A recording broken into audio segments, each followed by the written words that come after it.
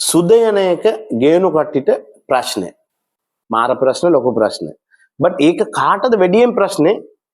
ගොඩාක් දුරට බිෆෝර් marriage school ළමයිලට ගේනු කට්ටියට තමයි ලොකුම ප්‍රශ්නේ. මේක මට විතරයිද නැත්නම් ඔක්කොමට තියෙනවද? මට තියෙන එක ලෙඩද නැත්නම් නෝමල්ද? සයන්ටිෆික්ලි බලමු.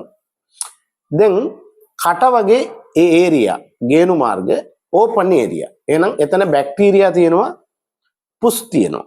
දැන් බැක්ටීරියා පුස් එක තියෙනවා. ඒක වැඩි වෙනකොට තමයි සුද වැඩියෙන් යන්නේ.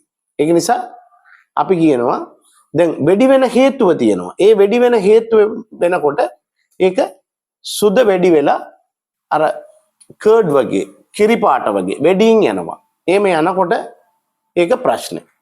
දැන් කාටද මේක වැඩි වෙන්නේ? දැන් ඇන්ටිබයොටික් අර ඇන්ටිබයොටික් බේත් එක බොනවනේ සැමට මේ සයිනසයිටිස් හැම විස බීජ ගිහිල්ලා ඒ වගේ කාලෙට ඒක ඇන්ටිබයොටික් එක බොනකොට මේ පුස් එක වැඩි වෙනවා. ඒ ඒරියා එකේ බැක්ටීරියා අඩු වෙනවා. හරි.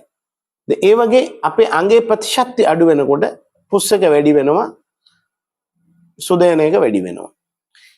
ඒ වගේ දියවැඩියාව කන්ට්‍රෝල් නැත්තම් පුස් එක වැඩි වෙනවා. අපේ ඒ ඒරියා එකේ තෙත කති වැඩි වෙලා තිබ්බොත් පුස් එක වැඩි වෙනවා. ටයිට් ඇඳුම් දාගෙන හිටියොත් ටයිට් අන්ඩර්වෙයාර් එක දාගෙන හිටියොත් හුලං නැහැ. හුලං නැත්තම් පුස් එක වැඩි වෙනවා. ප්‍රතිශක්ති වැඩි වුණොත් මේ අඩු වුණොත් ඒක වැඩි වෙනවා. ඒ වගේ දේවල් වලට වැඩි වෙනවා. හරි. දැන් ඒ කොහොමද අඩු කරන්නේ? ක්ලීන් ඩ්‍රයි කරගන්න ඕනේ. ක්ලීන් ඩ්‍රයි කරගන්න ඕනේ. විස බීජ බේත් එක ඇන්ටිබයොටික් එක අනවශ්‍ය දේවල් විදියට පාවිච්චි කරන්න එපා. අවශ්‍ය වුණොත් පාවිච්චි කරගන්න. සීනි තිබ්බනම් කන්ට්‍රෝල් එකකින් ඉන්න. ප්‍රතිශක්ති වැඩි ගන්න ඕන ක්‍රමයක් හදලා ප්‍රතිශක්ති වැඩියෙන් තියාගන්න. හරිනේ? දැන් මෙන්සස් කාලේ මේ ප්‍රෙග්නන්සි කාලේ හෝමෝන් චේන්ජ් වෙනකොට ඒක ගොඩාක් දුරට වැඩි වෙන්න පුළුවන්. ඒ වෙලාවේ ඔයාට වැඩියෙන් තිබ්බොත් ඒ ડોක්ටර් ගාව යන්න.